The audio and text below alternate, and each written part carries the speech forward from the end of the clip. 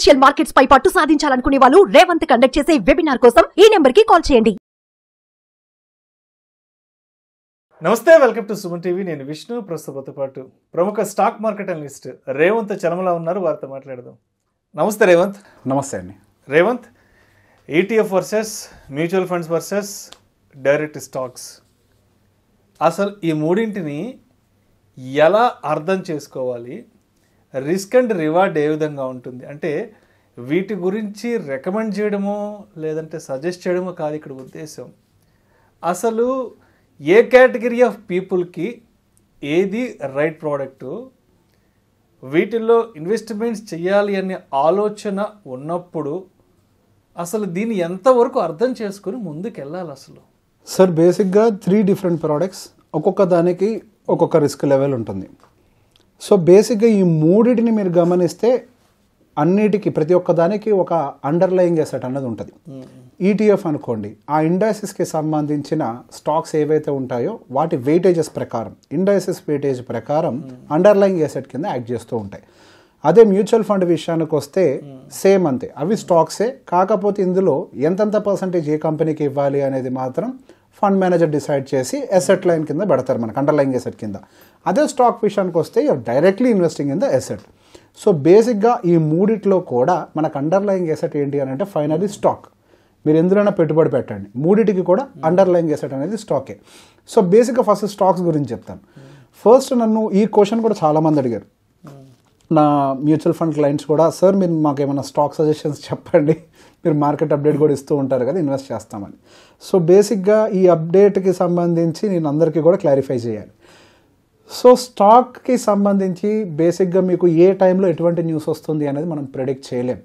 బేసిక్గా మీరు పెట్టుబడి పెట్టేటప్పుడు ఆ stock, of course HDFC bank చాలా మంచి బ్యాంకే. హెచ్డిఎఫ్సి బ్యాంక్ దాని హైని చూసి ఎంతకాలం అవుతుంది? హైకి వెళ్ళినా ఎన్నిసార్లు కిందకు పడిపోయింది? మీరు వెళ్ళిపోతుంది కదా అని కనుక ఇన్వెస్ట్ చేసినట్లయితే లాస్ట్ 2 years అసలు రిటర్న్ అనేది జనరేట్ అయ్యి ఉండేదా? ఆ హెచ్డిఎఫ్సి బ్యాంకుకి సంబంధించి ఇప్పటి వరకు ఎన్ని రకాల న్యూస్లు బయటకు ఫ్లోట్ అయ్యాయి?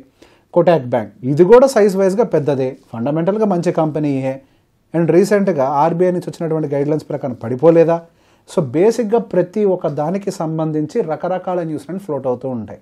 సో బేసిక్ ఎస్ బ్యాంక్ కూడా ఉంది, అండ్ దానికి సంబంధించినటువంటి స్కామ్ బయటకు వచ్చేంత వరకు, దానికి సంబంధించిన ప్రాబ్లమ్స్ బయటకు వచ్చేంత వరకు అది కూడా మంచి బ్యాంకే. సో ఏది ఏ టైంలో బయటకు వస్తుందని మీరు ప్రిడిక్ట్ చేయగలుగుతారా?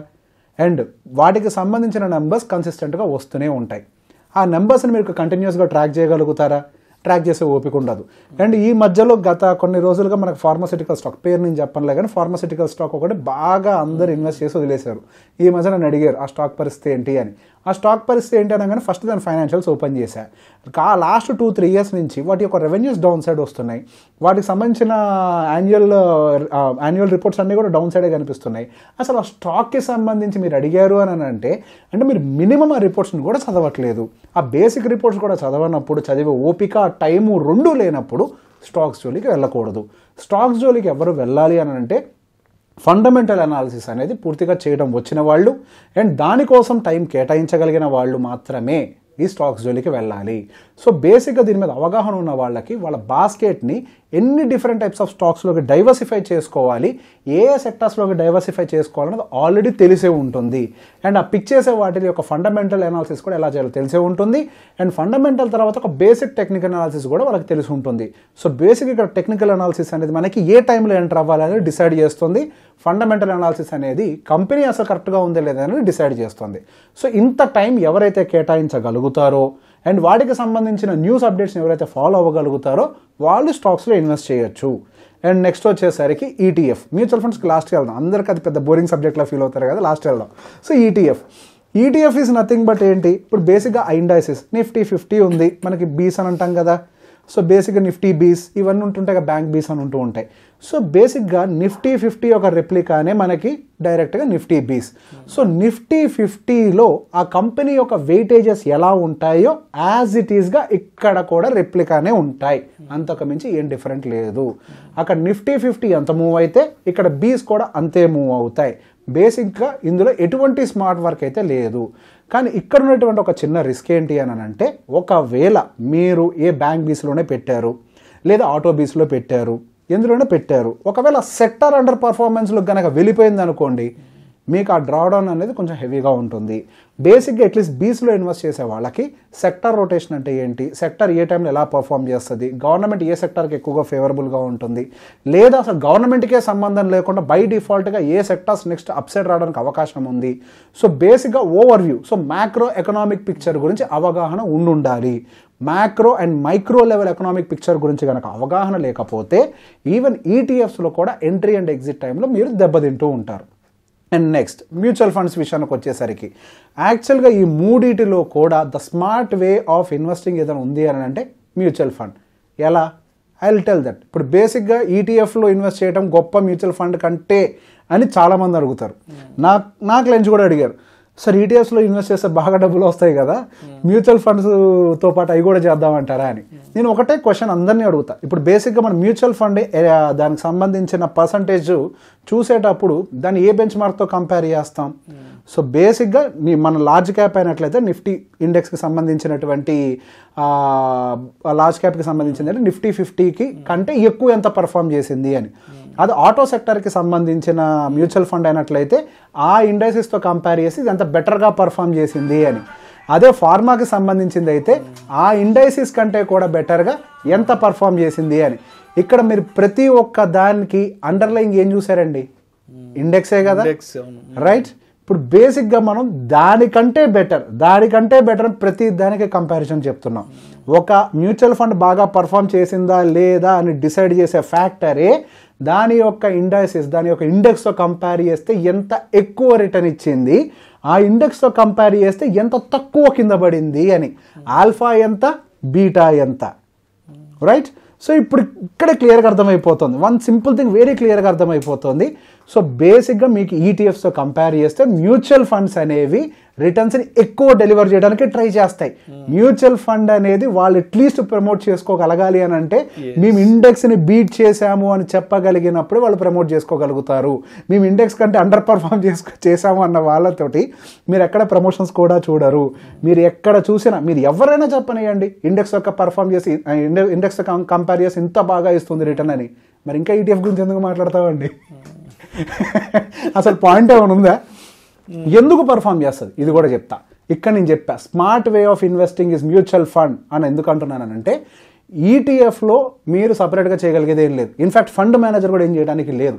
ఆ ఇండెక్స్ లెవెల్లో ఏ కంపెనీకి ఎంత వెయిటేజ్ ఉంటుందో అది బై డిఫాల్ట్కి ఇచ్చేయాల్సిందే. అక్కడ కొద్దిగా కూడా ఇంటెలిజెన్స్ వాడాల్సిన అవసరమే లేదు ఇండెక్స్ వెయిటేజ్ ప్రకారం.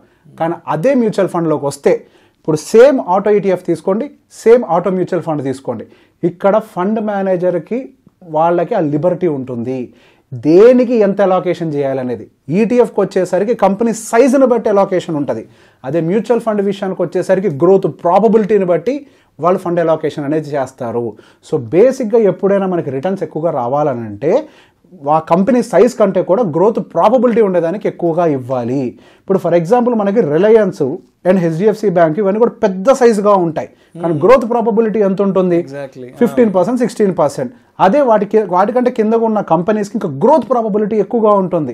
సో బేసిక్గా వాళ్ళు వాటికి ఎక్కువ వెయిటేజ్ ఇచ్చి వాళ్ళ యొక్క ఫండ్ని బూస్ట్ చేయడానికి ఉపయోగిస్తారు. అండ్ ఇక్కడ ఇంకొక లెవెల్లో అగైన్ మీకు ఒక అడ్వైజర్ ఉంటాడు. మీకు ఏది కరెక్ట్ అనేది అగైన్ వాళ్ళు డైవర్సిఫై చేస్తారు. మార్కెట్ పడేటప్పుడు ఏం చేయాలి, మార్కెట్ పెరిగేటప్పుడు ఎక్కడ పెట్టాలి. సో బేసిక్గా ఇండైసిస్ని బ్రేక్ చేసే ప్రయత్నం మ్యూచువల్ ఫండ్ ఇండస్ట్రీ చేస్తుంది, ఆ మ్యూచువల్ ఫండ్ ఇండస్ట్రీని బ్రేక్ చేసే ప్రయత్నం మీ అడ్వైజర్ చేస్తారు. సో ఏది స్మార్ట్ ఇన్వెస్ట్మెంట్ ఇప్పుడు? అందరూ అనుకుంటారు sir simple.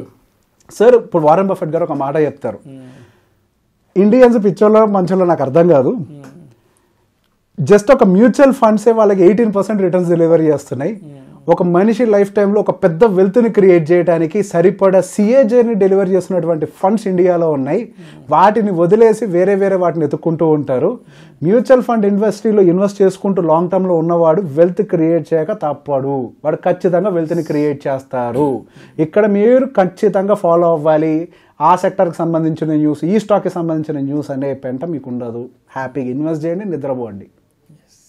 You're fund managers. మీరు ఏదో కొద్ది కమిషన్ పే చేసి మీ కింద ఒక పెద్ద టీమ్నే మెయింటైన్ చేస్తారు ఏఎంసీ లెవెల్లో అండ్ మీ అడ్వైజర్ ఆఫీస్ లెవెల్లో. People will be working for you. So మొత్తానికి మనం అలా ఇన్వెస్ట్ చేసి నిద్రపోయినా సరే మనకి సంపద సృష్టినే జరుగుతుందంటారు. మీరు ఏదైతే చెప్పారో ఆ ఇన్వెస్ట్మెంట్ ఆప్షన్స్కి సంబంధించి. సార్ ఇక్కడ స్టాక్స్ అండ్ ETF మీరే పని చేయాలి. మ్యూచువల్ ఫండ్ మీకు ఒక పెద్ద టీం ఉంటుంది పని చేయడానికి. That is the difference. You will have a team. Thank you so much Revanth. Thank you అండి. సుమన్ టీవీలో మీ పర్సనల్ అండ్ బిజినెస్ ప్రమోషన్స్ కోసం కింది నెంబర్కి కాంటాక్ట్ చేయండి.